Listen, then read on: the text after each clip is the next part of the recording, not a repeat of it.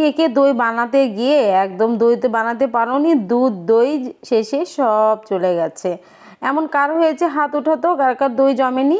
শেষে আমার এই রেসিপি ফলো করে হুবহুব আমার মতো করেই কিন্তু বাসায় দইটা বানাতে পারবে। শুধু আমার দেওয়া কয়েকটা টিপস তোমাদের ফলো করতে হবে আর খুব মনোযোগ দিয়ে A to Z রেসিপিটা দেখতে হবে, স্কিপ করলে কিন্তু হবে না।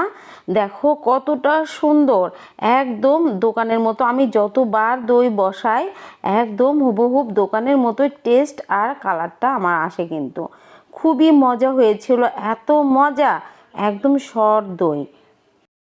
একটু খেতে নিয়েছি আর খাওয়াটা থামছেই না, খেয়ে যাচ্ছি। কী যে অপূর্ব, কী যে মজা হয়েছিল, কী যে টেস্ট হয়েছিল। আশা করছি তোমরাও এভাবে যদি দই বানাও আমার মতো করে, এই হুবহুব আমার মতোই।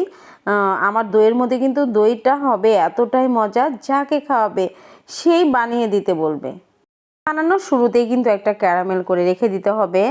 এখানে ক্যারামেল করার জন্য আমি 1/4 কাপ চিনি আর 1 টেবিল চামচ পানি দিয়ে কম আঁচে রেখে এভাবে হালকা ব্রাউন কালার করে তোমার ক্যারামেল করে নিতে হবে। এটা যেন বেশি ক্যারামেল করতে যেও না, তাহলে কিন্তু একদম পুড়ে তেতো হয়ে যাবে। এ তো হয়ে গেছে। এখন দেখো প্রথমেই কিন্তু দুধ দেবে না। অনেক সময় দেখা যায় ক্যারামেল করার সময় সরাসরি দুধটা দিলে দুধটা ফেটে যায়। এই রিস্ক নেবে না। প্রথমেই তোমরা ক্যারামেল করে গ্যাসটা বন্ধ করে দিয়ে, গ্যাসের চুলা বন্ধ করে দিয়ে তারপর একটু পানি দেবে। পানি দিয়ে তারপর চিনিটা তরল করে তারপর একটু কাঁচা চিনি দিয়ে নেবে এর মধ্যে, তাহলে আর দুধের মধ্যে দিলে কিন্তু দুধটা ফেটে যাবে না। দেখো আমি ওই পদ্ধতিতেই কিন্তু করেছি। ক্যারামেলটা ঠান্ডা করে নিয়ে তারপর দেখো এই যে দুধটা ঢেলে দিলাম। এখানে আমার 1.5 কেজি দুধ নিয়ে আমি হাফ কেজি কমিয়ে 1 কেজি করে রেখেছিলাম। তার মধ্যে চিনিটা চেক করে দেখলাম যে খুব বেশি মিষ্টি হয়নি, আরও একটু চিনি দিয়ে দিলাম। মোটমাট এখানে আমার 1.25 কাপ চিনি লেগেছে। আর এখানে দেখো হাফ কাপ গুঁড়ো দুধ দিয়ে দিলাম। দই বসানোর সময় সব সময় দুধটা ঘন করবে, তো করবেই। মানে 1 কেজি দুধ হলে তোমরা 3 পর মতো বানিয়ে নেবে বা 750 গ্রামের মতো বানিয়ে নেবে। আর 1000 ইয়েতে তো 1 কিলো হয়, তোমরা জানো। বানিয়ে নিয়ে তারপর এখানে আমি হাফ কাপ গুঁড়ো দুধ দিয়ে দিলাম। তোমরা চাইলে আর একটু গুঁড়ো দুধ বেশি দিতে পারো। দিয়ে খুব ভালোভাবে চুলার আঁচটা কমিয়ে রেখে এভাবে আমি নেড়ে নেব। মিষ্টিটা চেক করতে হবে যে যেমন মিষ্টি খাও। আর যদি মনে করো না একটু মিষ্টি কম খাবো, তাহলে চিনিটা একটু কম দিবে। এই তো সুন্দর করে আমি দুধটা ঘন করে নিয়েছি। আর দেখো এই যে যার মধ্যে আমি দইটা বসাবো, এইটা কিন্তু আমি চুলার উপরে দিয়ে রেখেছিলাম প্রায় 2 ঘন্টার মতো। 2 ঘন্টার মতো রেখেছিলাম। ওটা মাটির এটা এত গরম হয়েছে, এত গরম, এত সুন্দর হয়েছে।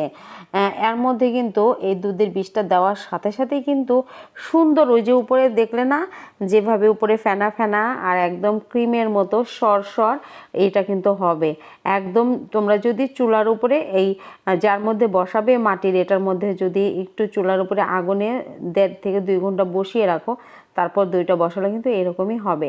তারপর দেখো এই যে চুলা থেকে নামিয়ে আঙ্গুল সহ্য হয় এরকম গরমের মধ্যে ওখানে আমি হাফ কাপের একটু বেশি মিষ্টি দই, যেহেতু বানাচ্ছি আমি মিষ্টি দই দিয়েই বানাবো, ওখানে মিষ্টি দইয়ের বীজ আমি রেখেছি এই হাফ কাপ মিষ্টি দই। এবার দেখো পানি নাই কিন্তু একদম পানিটা ঝরিয়ে নিতে হবে। আমি একদম স্ট্রেনারে রেখে দিয়েছিলাম, নিচে সামান্য একটু পানি বের হয়েছিল, ওটা আমি ফেলে দিয়েছি। এবার দেখো এই যে দইটা প্রথমে যে পাত্রে তুমি বসাবে সেই পাত্রের তলানিতে খুব সুন্দর করে দইটা লেপে দিতে হবে।